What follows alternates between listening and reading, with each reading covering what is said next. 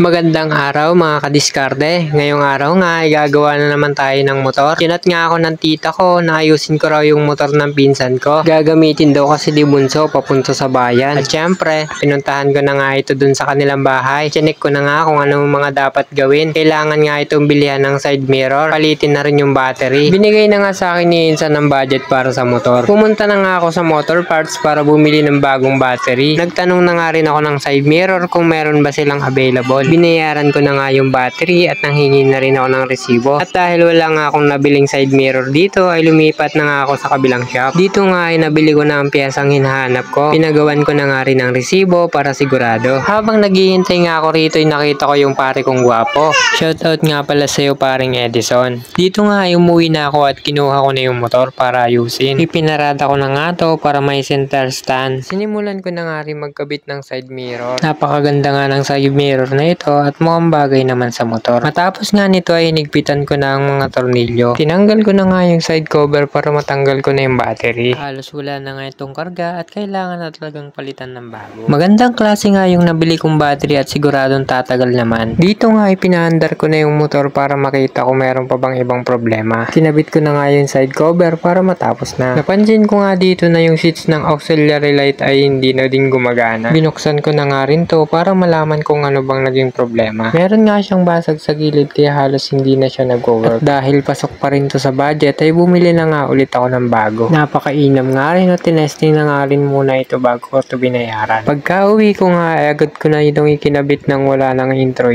Dukot-dukot na nga lang ang ginawa ko dahil mahaba naman ang mga wirings. Shrinking tube na nga lang ang ginamit kong pambalot ng wire para malinis naman tong tignan. Pagkarating ko nga sa pangalawang wire na ikakabit ay medyo nahirapan na ako. Bukod kasi sa maiksi na yung wire ay mahirap na rin itong dukutin. No choice na nga ako dito kaya binaklas ko na yung headlight. Matapos ko nga itong gawin ay pinunas-punasan ko na nga muna bago ko binalik yung headlight. Makalipas nga ang ilang sandali ay natapos ko na rin itong gawin. Tinesting ko na nga to at pinaandar ko na rin. Success! Shoutout portion naman po tayo. Shoutout nga pala sa mga followers at commenters ko. Rika Joy Makalipay, Gracelyn Makalipay, Jovelyn Cinco, Sherwin Corrales, Angelbert Laluan, Lynn Andres, Macho Makalipay, Rodi Santiago, Dennis Makalipay, Cabron Corpus, at Milamar Makalipay Laluan. Sa mga hindi ko nabanggit, wag po kayo magtampo. I-shoutout ko naman po kayo sa susunod ko pong mga video. Huwag nyo lang kakalimutang mag-like at mag-comment para mapansin ko po kayo. Maraming salamat sa panonood nyo.